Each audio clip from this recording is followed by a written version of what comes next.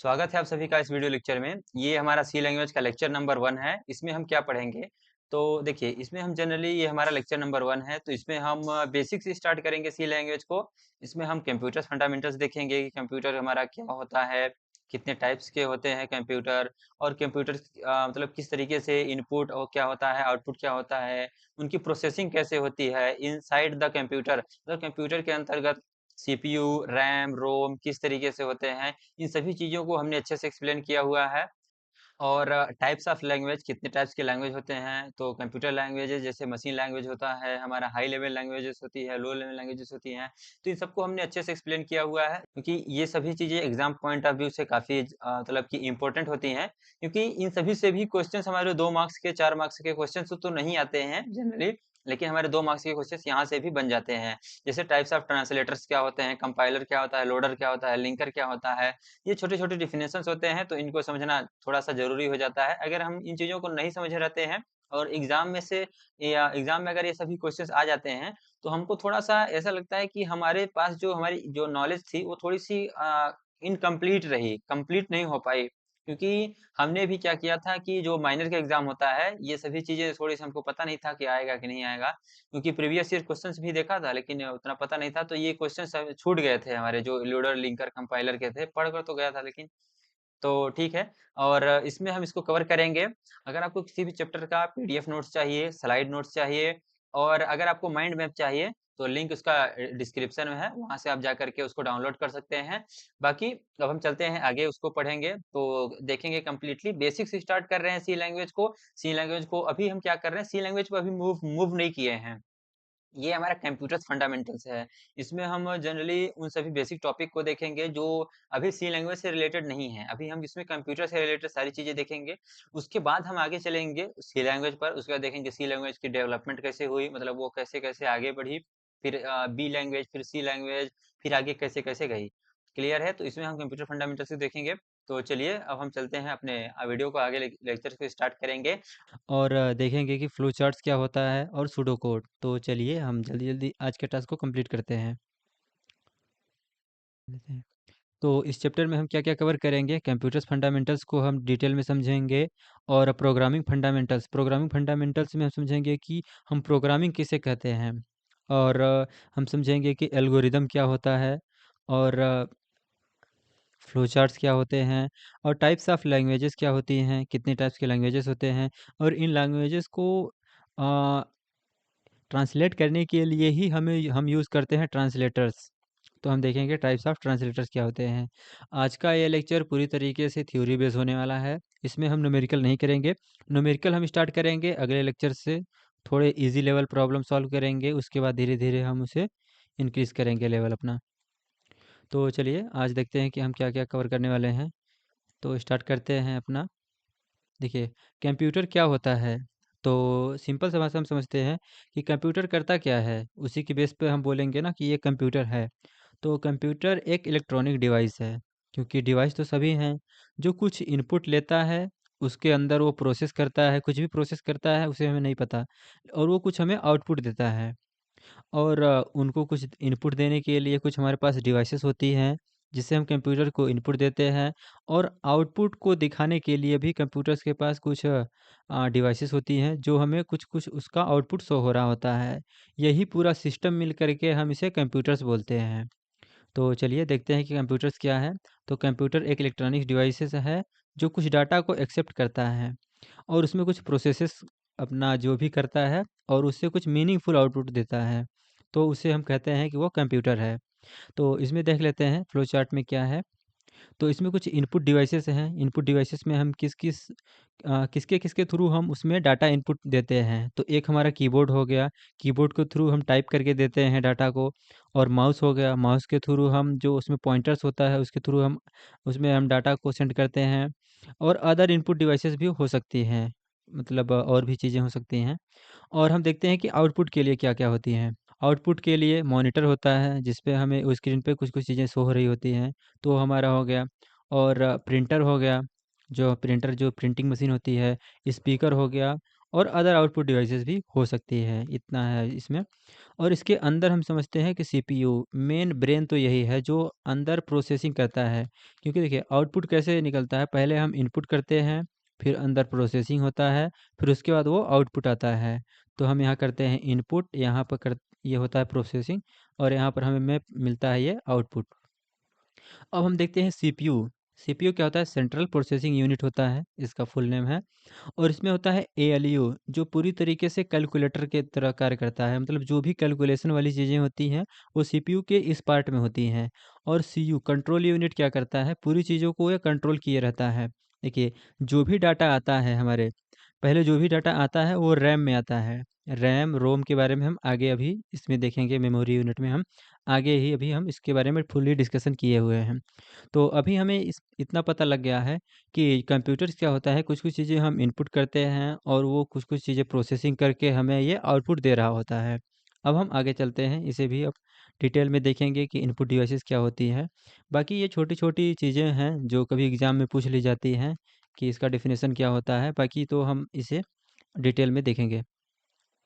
देखिए, input devices क्या होता है, यहाँ पर आई छूट गया है, तो यहाँ आई रहेगा। Input devices means giving data और इंस्ट्रक्शन टू द कंप्यूटर। तो वो सभी जो हमारे पास डिवाइसेस होती हैं जो डाटा या फिर इंस्ट्रक्शन देने का काम करती हैं टू द कंप्यूटर, तो उसे हम बोलते हैं हम इनपुट डिवाइसेस। इसे हम देख लिए हैं, जैसे कि टाइपिंग हो गया, क्लिकिंग हो गया, जैसे कि हम क्लिक करते हैं, स्कैनिंग हो गया, तो ये सभी इनपुट डिवाइसेस हैं। और सेंट्रल प्रोसेसिंग यूनिट में क्या है, ये कुछ-कुछ पॉइंट अच्छे से लिख सकते हैं। कंप्यूटर का जो ब्रेन होता है वो सीपीयू ही होता है, क्योंकि देखिए पूरा शरीर तो सब चीज़ों से मिल कर के बना है। जैसे कि हाथ पाँव हमारे सब कुछ हैं, लेकिन अगर हमारा ब्रेन ना हो तो हम कुछ भी काम नहीं कर सकते हैं। उसी तरीके से कंप्यूटर्स के पास तो हर चीज़ें हैं, कंप्यूटर के पास इनपुट डिवाइसेस भी है, आउटपुट डिवाइसेस भी है, लेकिन कंप्यूटर का ब्रेन ही निकाल दिया जाए तो कंप्यूटर किस काम का?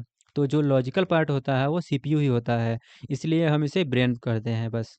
It processes the input data and control operations.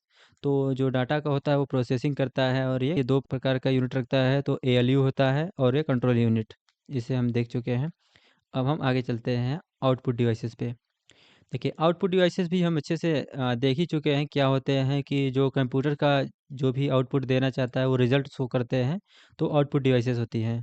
Provide information to the user, ये जनरली यूज़र को ही इंफॉर्मेशन देंगे, क्योंकि जैसे स्पीकर है तो यूज़र्स को ही उस इंफॉर्मेशन देता है, डिस्प्ले है तो भी यूज़र को देता है, प्रिंटर जो रिजल्ट निकालता है, आउटपुट निकालता है, तो भी वो यूज़र के लिए होता है। तो ये यूज़र के लिए होता है, और जो इनपुट डिवाइसेस होती हैं वो कंप्यूटर के लिए इंस्ट्रक्शन देने का काम करती हैं। और यहाँ देखिए, ये जनरली छोटा-सा इमेज है, इसमें ये दर्शाया गया है कि हम जो भी चीज़ें इनपुट डिवाइसेस से इंस्ट्रक्शन देते हैं, वो जाता है हमारे सीपीयू में, और सीपीयू कुछ-कुछ प्रोसेसिंग करने के बाद वो हमारे आउटपुट में शो करता है। ये हमारा प्रोसेस होता है कंप्यूटर का। अब हम आगे चलते हैं, देखते हैं आगे क्या है।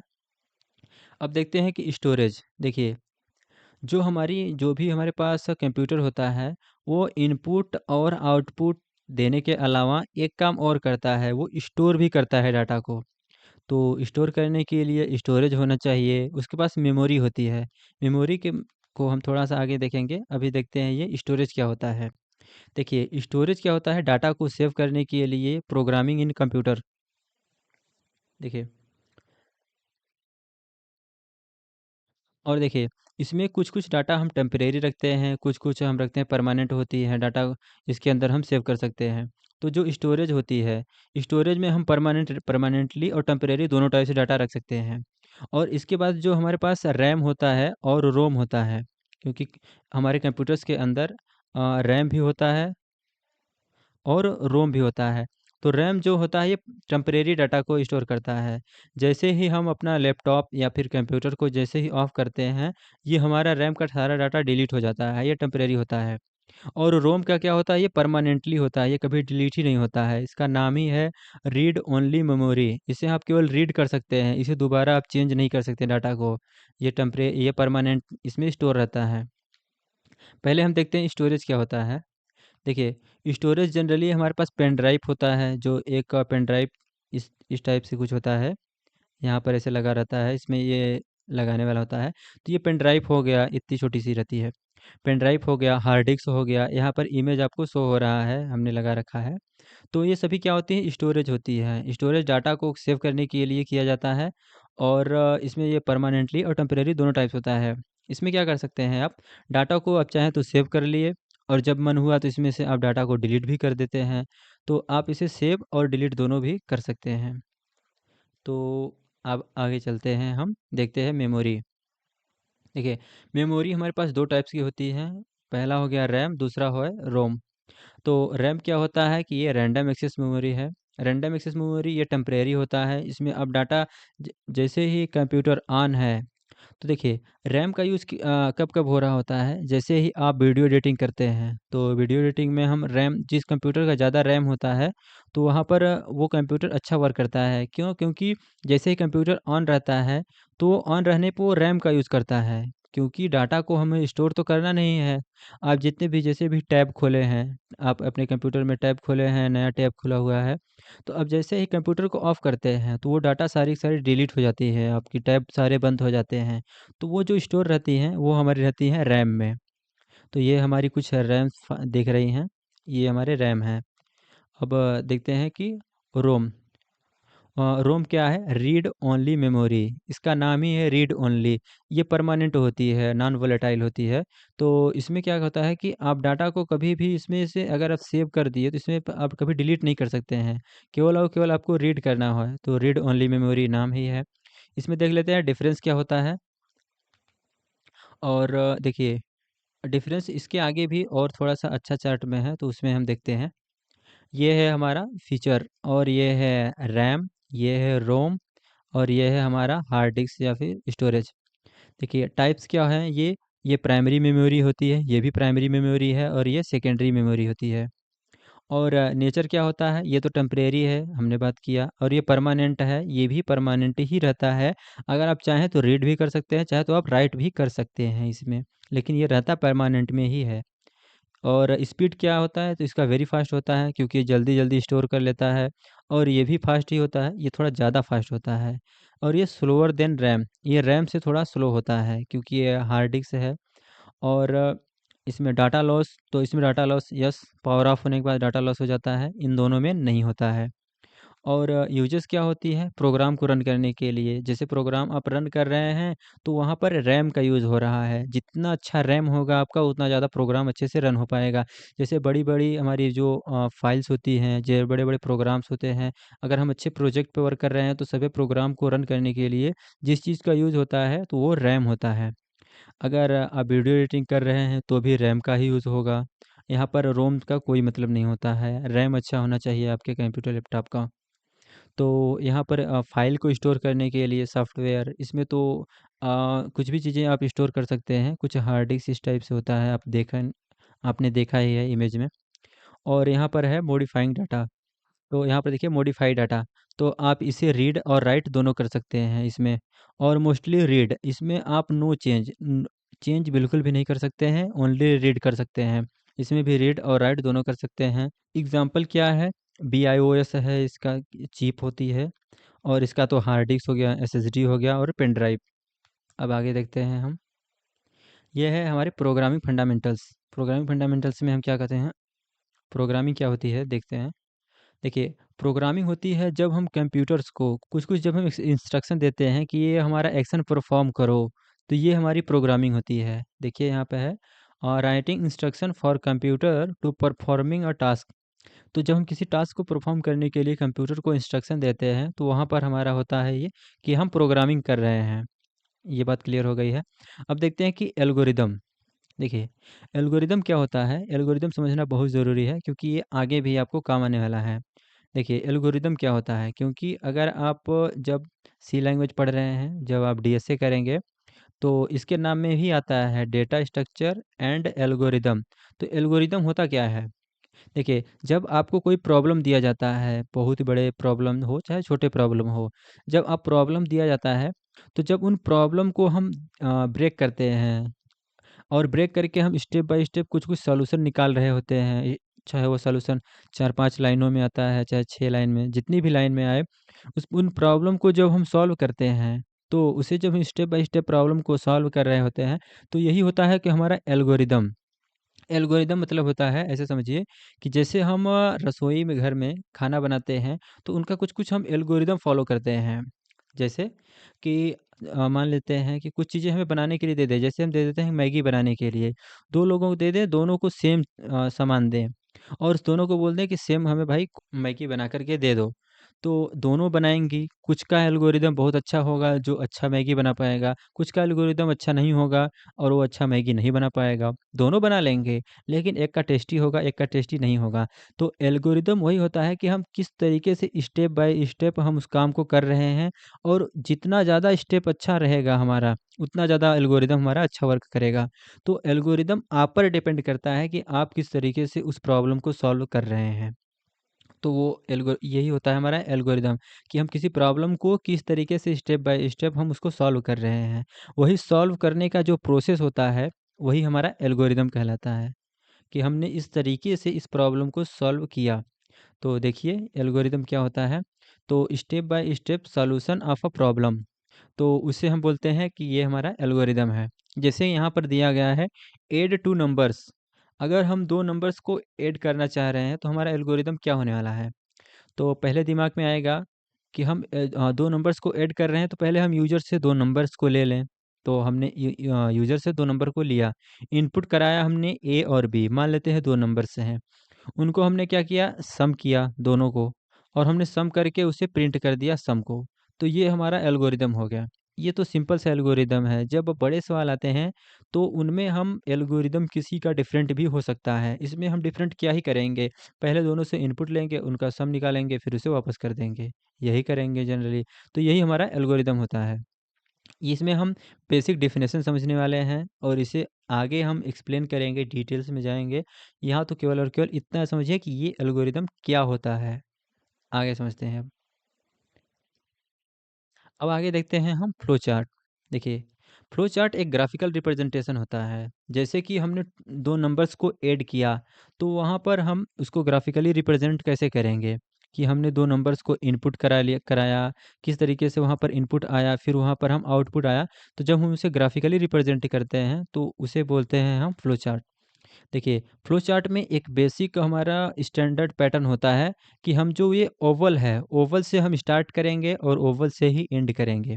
तो यहाँ पर देखिए, अगर वो कॉमन सिंबल इसके लिए यूज़ किया जाता है। सिंबल्स क्या होता है कि अगर वो ओवल है तो स्टार्ट और एंड में ही यूज़ होगा और रेक्टेंगल है तो रेक्टेंगल में हम प्रोसेस को दर्शाएंगे। प्रोसेस मतलब ये एक तरीके से आता है और यहाँ से वापस निकल जाता है।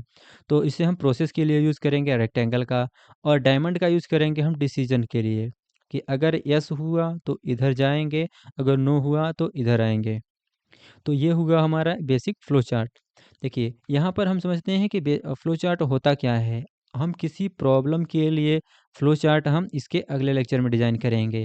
जैसे कि हमारे पास प्रॉब्लम होगा और इसके हम अगले लेक्चर में हम प्रॉब्लम के लिए फ्लो चार्ट डिज़ाइन करेंगे कि कौन सा नंबर इवन है और कौन सा ऑड है, और बहुत सारे हम प्रॉब्लम को उसमें फ्लो चार्ट में देखेंगे कि किस प्रकार से हम फ्लो चार्ट खुद डिज़ाइन करेंगे प्रॉब्लम के लिए। यहाँ पर ये देखते हैं कि फ्लो चार्ट बेसिकली होता क्या है, आगे हम डिज़ाइन करेंगे खुद ही। अब देखिए सूडो कोड क्या होता है। देखिए, हम किसी भी प्रोग्राम का सॉल्यूशन लिखने से पहले, क्योंकि जब हम किसी भी, एक सेकंड इसके अगले पेज में चलते हैं। देखिए, हम समझते हैं कि सूडो कोड क्या होता है। सूडो कोड क्या होता है कि जब भी हम किसी प्रॉब्लम को सॉल्व करते हैं, तो ऐसा नहीं है कि डायरेक्टली हम कोड में कन्वर्ट कर देते हैं। हम पहले उसे अपनी भाषा में हम सॉल्व करते हैं। जैसे कि एक पेन पेपर ले ले लेते हैं, उसे हम यहाँ पर सॉल्व करते हैं कि अगर जैसे कि मान लेते हैं कि हमें इवन और ऑड का हमें प्रिंट कराना है। इवन और ऑड, हमें इवन और ऑड प्रिंट कराना है, तो हम यहाँ पर लिखेंगे कि अगर, क्योंकि अगर हम मान लेते हैं कि इंग्लिश में ही लिख रहे हैं, क्योंकि जनरली हम सूडो कोड को इंग्लिश में ही लिखते हैं ऐसे अपने अंडरस्टैंडिंग के बेस पे कि अगर 2 से डिवाइड हुआ, 2 से अगर डिवाइडेबल हुआ तो हम उसे इवन बोल देंगे, अगर 2 से डिवाइड नहीं हुआ, नॉट लिख देंगे यहाँ पे, अगर 2 से डिवाइड नहीं हुआ तो यहाँ पर हम ऑड लिख देंगे। तो ये जो हमने कोड इंग्लिश में लिखा, यही सूडो कोड होता है कि हमने अपने अंडरस्टैंडिंग करने के लिए हमने यहाँ पर कुछ-कुछ कोड लिखा, जिसको अभी ये एक्चुअल कोड नहीं है। एक्चुअल कोड ऐसे रहता है क्या? नहीं, एक्चुअल कोड नहीं है। एक्चुअल कोड ना हो करके एक बेसिक प्रोग्राम का फ्लो, कि हम अगर ये हुआ तो ये हो जाएगा, अगर ये नहीं हुआ तो ये हो जाएगा। हम प्रोग्राम को अपने से रन कर सकते हैं सूडो कोड में। तो ये बहुत ज़्यादा ज़रूरी होता है। हम जब पढ़ रहे थे अपने टाइम पर बता रहे हैं, तो हमारा मेन उद्देश्य क्या होता था, जो कि हमें किसी तरीके से हमें कोड मिल जाए, कोड मिल जाए और हम उस कोड को लिख लें। जबकि मेन जो कंटेंट छिपा रहता है वो तो सूडो कोड लिखने में छिपा रहता है, कि किसी आप प्रॉब्लम का सूडो कोड अगर लिख पा रहे हैं, तो उसके बाद तो आप आसानी से उसका कोड अपने से लिख सकते हैं। तो आप ज़्यादा फ़ोकस करें कि सूडो कोड क्या है, क्योंकि सूडो कोड ही आपको नए क्वेश्चंस को, प्रॉब्लम की अप्रोच को समझने में हेल्प करेगा। बाकी जो एक्चुअल कोड होता है, वो तो आप वैसे ही कर लेंगे जब आपको सूडो कोड आता रहेगा तो। तो यहाँ है हमारा सूडो कोड। तो ये क्या है? Pseudo code simple way to write a program logic in plain English. तो आप जब इंग्लिश में आप उसे, जब आप लॉजिक को, प्रोग्राम्स को एक सिंपल लॉजिक में जब आप सॉल्व करते हैं, तो उसे हम बोलते हैं सूडो कोड। जैसे यहाँ पर है, दो है, स्टार्ट किया आपने, इनपुट लिया ए और बी का, दोनों को आपने सम करा दिया, तो ये हमारा हो गया सूडो कोड। और देखिए, सूडोकोड और एल्गोरिदम, इसमें आपको डिफरेंस नहीं समझ में आया होगा, क्योंकि देखिए जो प्रोसेस होता है वो एल्गोरिदम कहलाता है, और जो हम लिखते हैं उसे हम बोलते हैं सूडोकोड। तो इन दोनों में आपको क्लैरिटी हो गई होगी। अब यहाँ पर है हमारा classification of the programming languages. तो चलिए अब हम देखते हैं कि टाइप्स ऑफ लैंग्वेजेस। देखिए, ये लैंग्वेजेस बनी क्यों, पहले ये समझते हैं। देखिए, देखिए ये सभी जो लैंग्वेजेस बनी, पहले तो थी, जो कंप्यूटर्स को जो लैंग्वेजेस समझ आती है वो है ज़ीरो और वन। ये सभी दो ही लैंग्वेजेस हैं जो कंप्यूटर्स को समझ आती है। और ये जो ज़ीरो और वन होती है वो मशीन लेवल लैंग्वेजेस होती हैं, जिसमें ज़ीरो और वन होता है। देखिए ये जो, इसे थोड़ा समझने में कन्फ्यूज़न होगा, तो इसे चलिए हम एक अलग चार्ट में बना लेते हैं पहले। देखिए, जो हमारे पास लो लेवल लैंग्वेजेस होती है वो दो टाइप्स की होती है, एक मशीन लैंग्वेजेस होती है और एक असेंबली लैंग्वेज होती है। इसमें थोड़ा सा कन्फ्यूज़न हो रहा था, इसलिए हम यहाँ पर बना दिए हैं।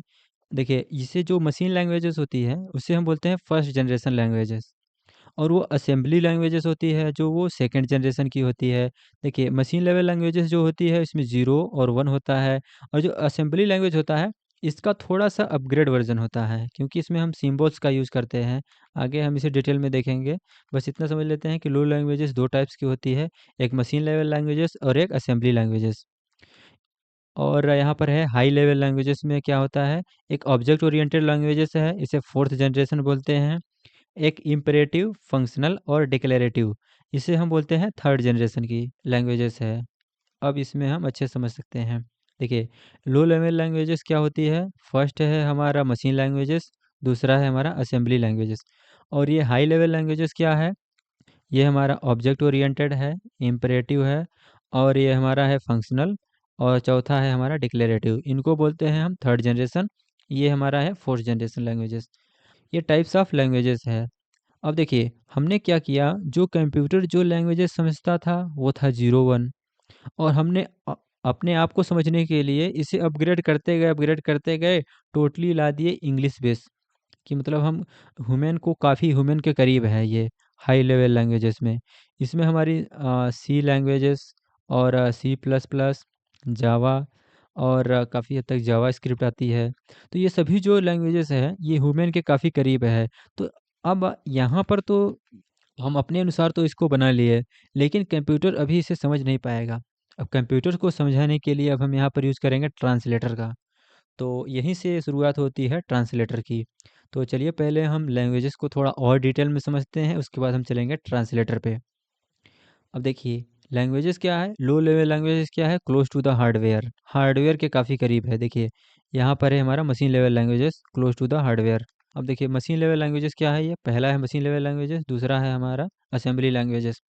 मशीन लैंग्वेजेस जो ज़ीरो और वन होता है, बाइनरी सिस्टम होता है इसमें। हार्ड टू अंडरस्टैंड, अब देखिए कोई इंसान ज़ीरो और वन में सभी कैसे लिख पाएगा, वो कभी नहीं लिख पाएगा, इसीलिए ये बहुत हार्ड होता है, बट ये फास्ट होती है। असेंबली लैंग्वेजेस क्या होता है, यूजेस सिंबल्स का थोड़ा यूज़ कर लेते हैं। नीड असेंबलर, अब देखिए, हमने तो कुछ सिंपल का यूज़ कर लिया, लेकिन अभी भी कंप्यूटर क्या समझ रहा है? 0 और 1, इसलिए हम ट्रांसलेटर का यूज़ करते हैं, वो ट्रांसलेटर होता है हमारा असेंबलर। देखिए, हमारा ये है सभी आती हैं लो लेवल लैंग्वेजेस में। लो लेवल लैंग्वेजेस में क्या-क्या है? ये मशीन लैंग्वेजेस हो गया, असेंबली लैंग्वेजेस हो गया, और ये तो वैसे भी हाई लेवल लैंग्वेजेस हैं। हाई लेवल लैंग्वेजेस में क्या-क्या है? सी है, ये देखिए हाई लेवल लैंग्वेजेस इनसे काफ़ी दूर है हार्डवेयर से।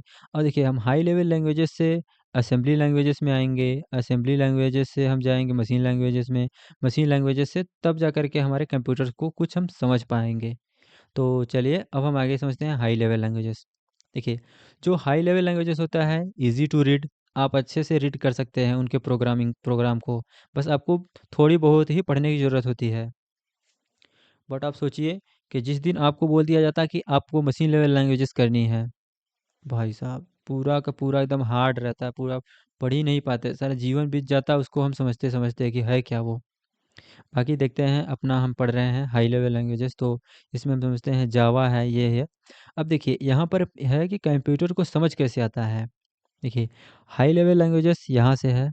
कुछ कंपाइलर्स होते हैं जो डायरेक्ट मशीन कोड में कन्वर्ट कर देते हैं, तो यहाँ का ये कंपाइलर हो गया। कुछ कंपाइलर्स होते हैं जो हाई लेवल लैंग्वेजेस को कंपाइल करके असेंबली में ला देते हैं। फिर हमें यहाँ से ज़रूरत पड़ता है असेंबलर का। असेंबलर होता है जो हमें मशीन कोड में पहुँचाता है। अल्टीमेटली गोल होता है कि हमारा जो प्रोग्राम है 0 और 1 में कन्वर्ट हो जाए और हमारे कंप्यूटर्स को समझ आ जाए। बस इसीलिए हम यूज़ करते हैं ट्रांसलेटर्स का। बाकी ज़रूरी नहीं है कि हर काम कंपाइलर ही करे। ये एक कंपाइलर है, जो एक टाइप्स का ये ट्रांसलेटर है। कंपाइलर्स कोई अलग चीज़ नहीं है कि हर चीज़ ये कंपाइल कर रहा है तो कंपाइलर है, नहीं। कंपाइलर एक डिवाइस है, एक सिस्टम है, सॉफ्टवेयर है, लेकिन ये नहीं है कि ये एक ट्रांसलेटर है, जो ट्रांसलेट करने का काम करता है। इसी सेम प्रकार से असेंबलर भी है, जो भी ट्रांसलेट करने का काम करता है असेंबली लैंग्वेजेस से मशीन लेवल लैंग्वेजेस में। अभी हम इसे समझेंगे आगे थोड़ा। देखिए मिडिल लेवल लैंग्वेजेस, देखिए कभी-कभी सी को हम हाई लेवल लैंग्वेजेस मानते हैं, बट इसे जो एक्चुअल में रखा गया है केवल और केवल मिडिल लेवल लैंग्वेजेस में रखा गया है। कंबाइंड बोथ, मतलब लो लेवल लैंग्वेजेस भी यूज़ करता है ये हाई लेवल लैंग्वेजेस भी यूज़ करता है, इसलिए हम इसे मिडिल लेवल लैंग्वेजेस कहते हैं। एफिशिएंट है और फ्लेक्सिबल भी है, जिसके बारे में हम अभी आगे पढ़ने वाले हैं आने वाले लेक्चर्स में। ये हमारा है सी लेवल लैंग्वेजेस। सी लेवल नहीं, मिडिल लेवल लैंग्वेजेस, इसे हम मिडिल लेवल लैंग्वेजेस में रखते हैं।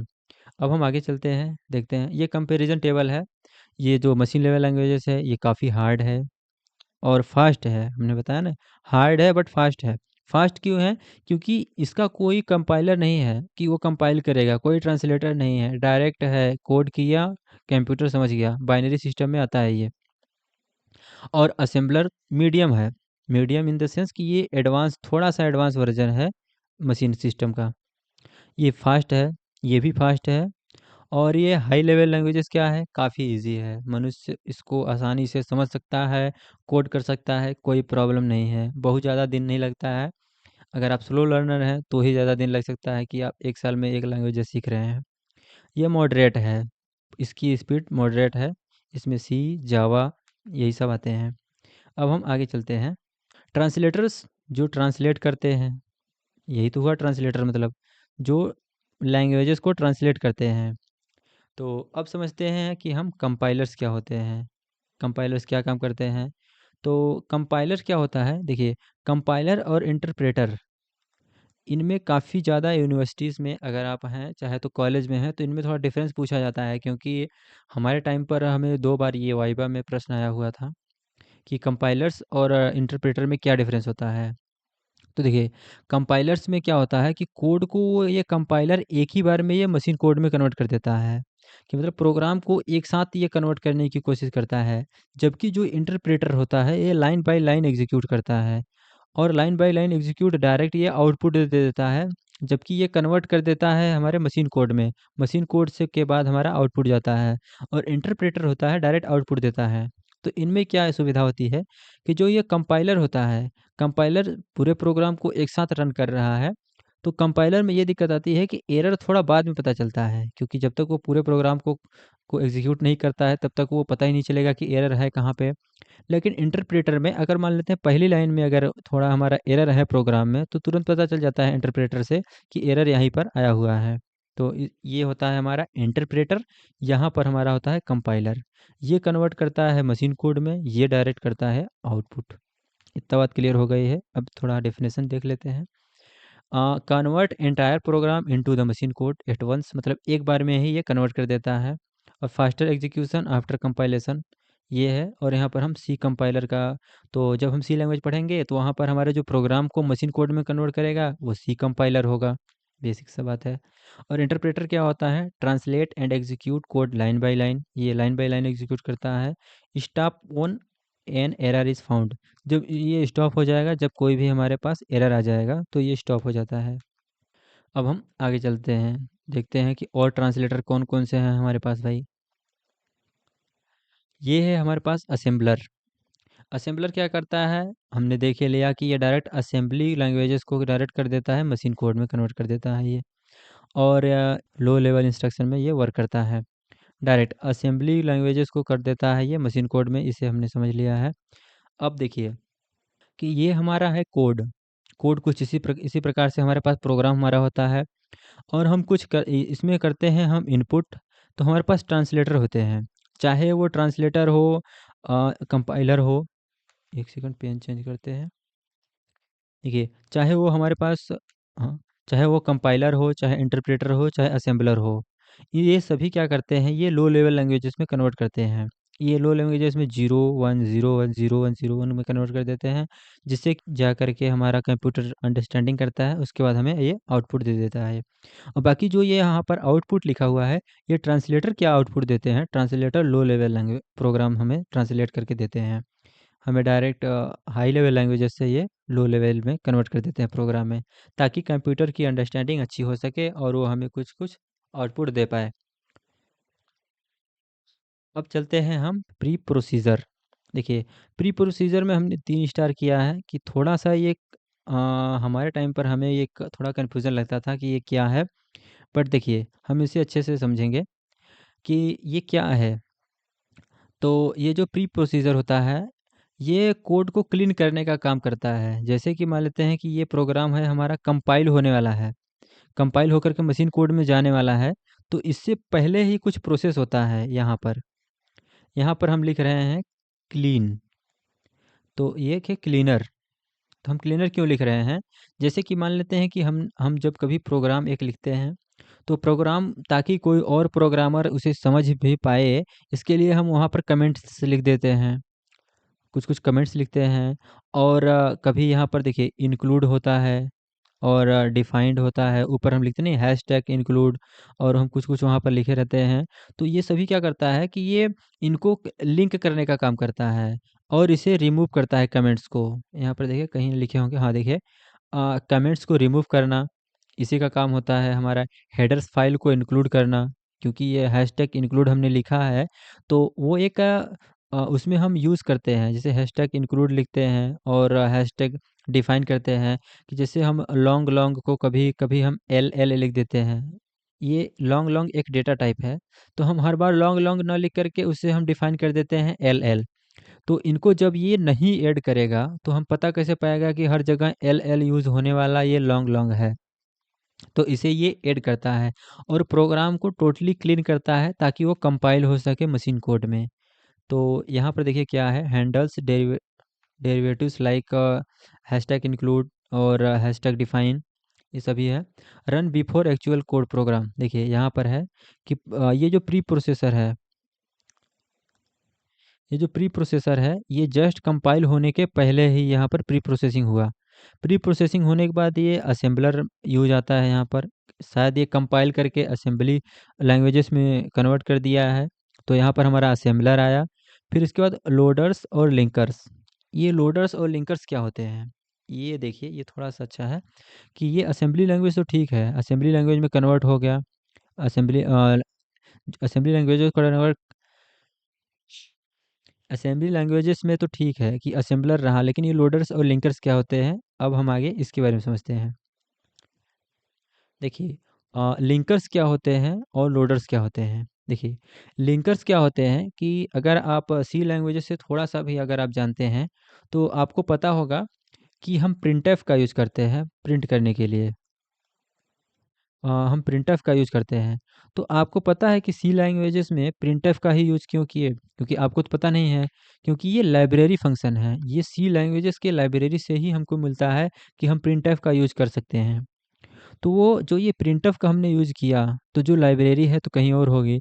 तो ये लाइब्रेरी देखिए, यहाँ combines object file and libraries. तो ये जो लिंकर्स होता है वो लिंक करता है हमारे लाइब्रेरीज़ को और फाइल्स को। दोनों को जब ये लिंक करता है तब जा कर के प्रोग्राम को ये पता होता है कि प्रिंटफ का मतलब क्या होता है। क्योंकि ये सभी मीनिंग इसका लाइब्रेरी में ही रखी हुई है। तो क्रिएट फाइल एग्जीक्यूटेबल, तो अब ये जा कर के फाइल को पूरी तरीके से ये एग्जीक्यूटेबल बना देता है ये, ताकि ये वो एग्जीक्यूट हो सके फाइल आउटपुट के लिए। देखिए, लोडर्स क्या होता है कि ये प्रोग्राम को डायरेक्ट मेमोरी हमारे रैम में ले जा कर के ये एग्जीक्यूटेबल बना देता है, और ये रैम क्या कर देता है, डायरेक्ट उसका आउटपुट शो कर देता है। प्रिपेयर प्रोग्राम फॉर एग्जीक्यूशन, तो अब जा कर के प्रोग्राम हमारे एग्जीक्यूशन के लेवल का हो गया। प्रोग्राम पूरी तरीके से हमारा एक कोड से एक आउटपुट में कैसे जा कर के पहुंचा। देखिए, स्टार्टिंग में क्या हुआ कि कुछ हमने सोर्स कोड लिया, हाई लेवल लैंग्वेजेस कोड रहा यहाँ पर प्री प्रोसेसर हुआ, तो हैशटैग इंक्लूड है और हैशटैग डिफाइन, वो सारी चीज़ें अच्छे से हुआ। उसके बाद ये कंपाइल कंपाइल हुआ, यानी कंपाइलर इंटरप्रेटर जो भी यूज़ हुआ वो डायरेक्ट हुआ हमारे असेंबलर में आकर के, असेंबली लैंग्वेजेस में। तो ये डायरेक्ट कन्वर्ट हुआ 0 और 10101 में कन्वर्ट हुआ मशीन लैंग्वेजेस में। मशीन लैंग्वेजेस के बाद आया हमारा लिंकर्स यहाँ पर, तो ये इन्होंने लाइब्रेरी को कन्वर्ट किया, लाइब्रेरी सभी लाइब्रेरी और फाइल्स को दोनों को ऐड किया। और लोडर्स क्या हुआ, प्रोग्राम को लोड किया हमारे रैम में, यानी रैंडम एक्सेस मेमोरी में, ताकि वो एग्जीक्यूटेबल बन पाए और डायरेक्ट हमारा प्रोग्राम एग्जीक्यूट हो गया इन द मेमोरी। क्योंकि जब तक वो रैम में नहीं स्टोर होगा वो हमारे प्रोग्राम शो ही नहीं होगा। तो उन्होंने पहले लोडर से लोड किया, उसके बाद हमारा प्रोग्राम हमें शो होने लगता है। तो फाइनली आज के लेक्चर का हमने पूरी तरीके से टास्क कंप्लीट कर लिया है, क्योंकि हमारा टास्क ही यही था कि हमने जो हमारा कोड किया हुआ है इससे हम आउटपुट कैसे ले जा करके शो करते हैं। तो आज के लेक्चर्स का हमने यहाँ पर टास्क कंप्लीट कर लिया है। अब देख लेते हैं कि आगे क्या है, कुछ है क्या। तो ये एक अच्छा सा चार्ट दिखा था, तो हमें लगा कि लगा देते हैं, अगर आप लोग पढ़ सकते हैं तो इसे आप पढ़ लेंगे। आप लोग यहाँ तक बने रहे, इसके लिए थैंक यू सो मच। बहुत गर्मी लग रही है भाई। तो थैंक यू सो मच, आप लोग यहाँ तक बने रहे, आप लोगों ने इस वीडियो को कंप्लीट किया। तो अगर आपको कोई सा भी कंटेंट हेल्पफुल रहा हो तो चैनल को सपोर्ट ज़रूर करिए। मिलते हैं किसी और नेक्स्ट लेक्चर में, तब तक के लिए जय हिंद।